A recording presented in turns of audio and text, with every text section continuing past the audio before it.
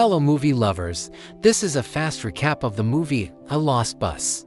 A school bus driver, a teacher, and 22 elementary school students are trapped in the flames of the deadliest wildfire in California history. Based on a true story, this film begins on November 7, 2018 in Paradise, California at the time. The county was experiencing a drought, lasting more than 200 days. Kevin McKay works there as a school bus driver. In the morning he collects children like Pokemon, and in the afternoon he drives them home, trying not to reenact the opening scene of Nightmare on Elm Street 2 at the end of the day. Kevin asks the dispatcher Ruby for extra shifts to cover the hospital debt left by his deceased father, but to no avail. The man then returns home, where he lives with his mother and son Sean, with whom he has a strained relationship since the divorce. Things even reach the point of a fight. The sad family situation is exacerbated by an old, sick dog whom Kevin is forced to euthanize at a veterinary clinic early in the morning of November 8th. Due to wind and general deterioration of the equipment, a power line pole breaks. The resulting sparks fall on the fertile soil, suffering from drought, where according to the teachings of Oli, the spark will ignite a flame, embolden the first tongues of flame, greedily lap up the dry grass, growing wildly. Meanwhile, Kevin starts his new shift. The dispatcher reminds him that he must bring bus No. 963 for an inspection that afternoon. As he leaves the depot, another driver reports a fire on the slope to the fire department, and two fire engines from the nearest station are dispatched. The firefighters arriving at the bridge visually confirm the presence of a fire on the distant slopes and plan how to approach the source for suppression. They decide to use one of the dirt roads to get closer, but the attempt ultimately ends in failure. The California mountains are not the most convenient place for heavy-duty trucks. Having assessed the scale of the disaster from a closer distance, the firefighters back up, reporting to the control room, where the task force is already planning the response. Fire Chief Martinez arrives. A firefighter named Hopkins contacts him. Hopkins is driving to the neighboring town of Congal. Hopkins reports seeing a fire along the road, which leads Martinez to believe they are dealing with a single, large-scale natural disaster, not several fires. Meanwhile, Kevin is immersed in a maelstrom of urgent matters. He needs to take his son's medicine home and get the bus there on time for an inspection. But first he needs to fill up, and there's a line at the gas station. Meanwhile, Ruby broadcasts a fire warning. Drivers should be on guard. In Conca, Hopkins sees that the fire has reached residential areas. After reporting to his superiors, he helps local residents evacuate, loading several people into his car. Firefighting aircraft guided by Hopkins attempt to extinguish the fire from above, but strong winds hinder the accurate delivery of water and chemicals, rendering their efforts useless. Fire crews' access is hampered by debris on the roads. Hopkins finds himself facing a wall of flames on the riverbank. He and the civilians then leave the car to ride out the fire in the water. Meanwhile, his fellow firefighters try to extinguish the flames. From the unfortunate man, they dive underwater as a wind-driven wave of flame approaches. Having survived it, Hopkins reports to the task force that he has survived. Kevin, driving through town on a bus, sees plumes of smoke billowing into the sky. A forest fire approaching. Firefighters scramble helicopters and fixed-wing aircraft to forecast the fire's progress. The situation seems dire. The flames are moving rapidly toward Paradise, threatening to destroy the town and its residents. The measures taken are ineffective, and firefighting aircraft from other counties may not arrive for several hours, which will be too late.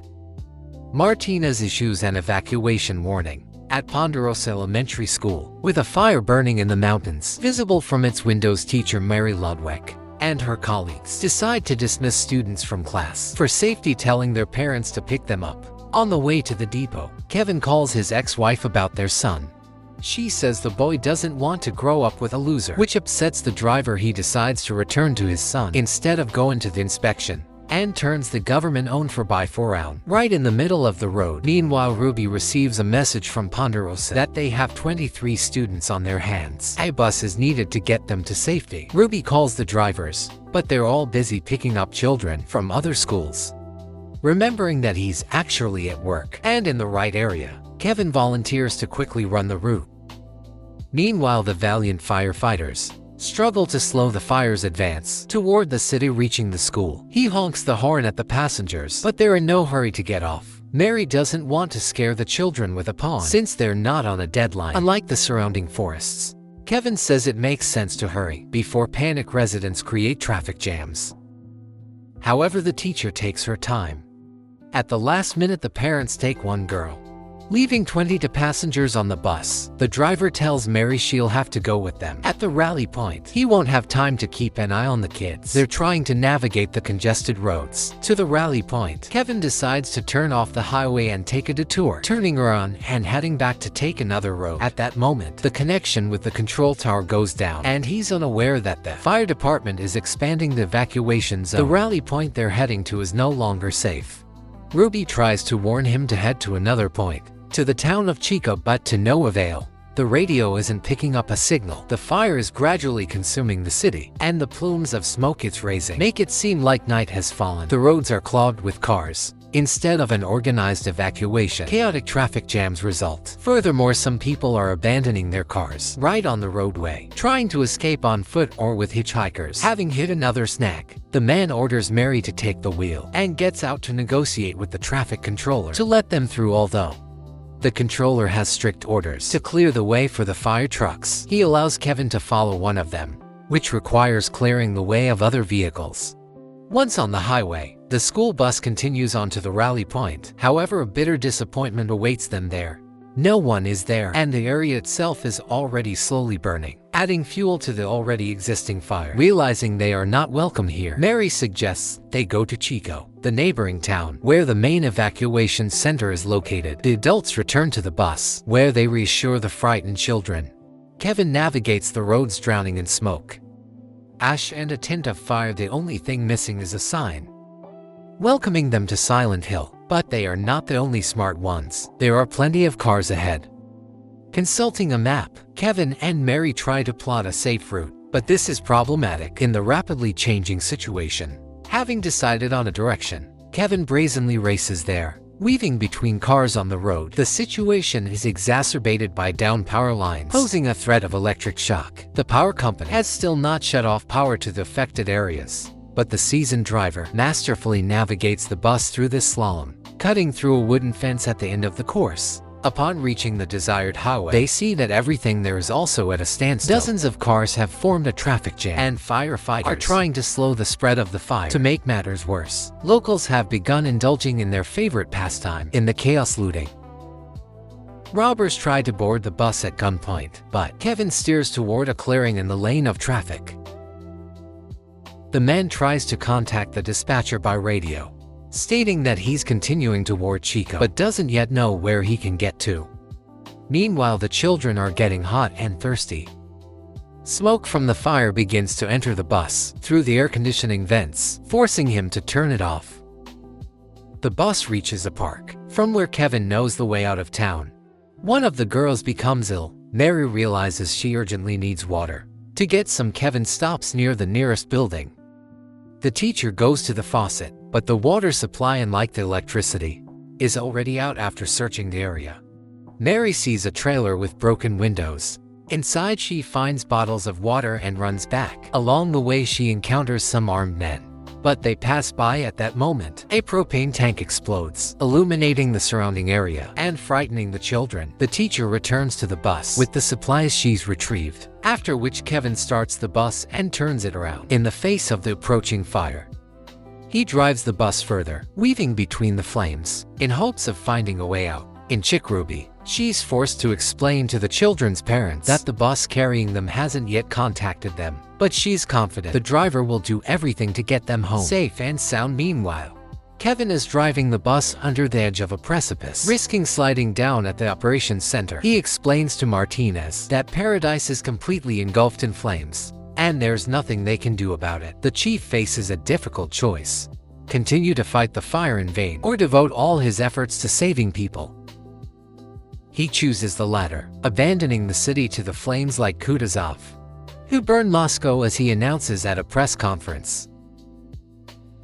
The school bus meets people coming the other way. They explain to the driver that everything ahead is engulfed in flames, and there's no way to get back to the road. But such a fool can't even turn around in such cramped conditions, so they'll have to walk, leaving Mary to get the children ready for the walk. Kevin goes outside to look around and decide on a direction. Having reached the top of the hill, he realizes the surrounding area is completely engulfed in fiery wall, and they'd better be careful returning. He tells the teacher there's nowhere to go. All he can do is wait where he is, pray and hope for a miracle. To ease his breathing, Kevin makes homemade filters for the children out of a t-shirt and water. The adults sit with the frightened school children, in turns reassuring them as best they can and promising that everything will be okay. But the adults themselves aren't quite convinced. Mary even thinks it might be better to let the children breathe in the smoke and fall asleep. If the fire starts to spread, they share stories about their lives. The woman admits she's only been outside their native paradise once, and the driver says he had a fight with his father at 16, left home and never spoke to him again. When his son fell ill, he didn't have time to return to say goodbye. Now, Kevin fears a similar rift will befall him and his son. But when the first flames reach the bus, all traces of his former pessimism vanish. The adults quickly grab fire extinguishers and do what they're designed for. Put out the fire. As they do, Kevin suddenly finds himself in a state of zen, a gust of fresh air brushing his face. He realizes that salvation isn't that far off. It's just that the shroud of smoke obscures his vision. He returns to the bus with a brilliant idea. He must brave the wall of fire. Kevin weaves through the blazing forest in a last-ditch attempt to escape the deadly trap. The elements try to reach the metal box on wheels, but all they can do is slide along with their fiery claws. The temperature inside the bus is growing hotter. The first circle of hell will reach Sochi in August, just a little further reaching the blazing highway. Kevin floored the accelerator, not particularly worried about crashing into something. In the smoke, suddenly the fiery gray haze cleared. Pure sunlight struck his eyes, unaccustomed to such brightness in the fiery confines. And able to believe his luck, Kevin drove the bus further and further toward the evacuation point in Chica, where the children's parents were waiting. They joyfully greeted the soot-covered yellow bus, filled with happy children. The students ran out to greet their parents. Mary thanked him personally and in front of everyone gathered. When the emotions had subsided, Kevin left the driver's seat and quietly walked to the arrivals check-in counter to find out if his mother and son had arrived. Their name wasn't on the list, so he personally searched for relatives. Among the new arrivals, he found the mother, who had been dropped off by a neighbor. She says that his son Sean was taken by Kevin's ex-wife and that the boy would be better off with her than with his father later. When the fire has died down, Kevin returns to the ashes of his father's house. Among the charred ruins, he finds a miraculously intact photo of himself, with his son surveying the fire. He sees his ex-wife's car approaching. She has brought Sean. The boy silently walks to his father to hug him, thus showing that they have reconciled. The film ends with a brief summary of the subsequent fates of the characters. Kevin became a teacher in Chicago. Mary became interested in traveling. The 2018 fire became the deadliest in California history. It destroyed more than 13,000 homes. 85 people died. The energy company responsible for the fire was charged with 84 counts of manslaughter. Having admitted guilt in each case, the company paid $13.5 billion in compensation.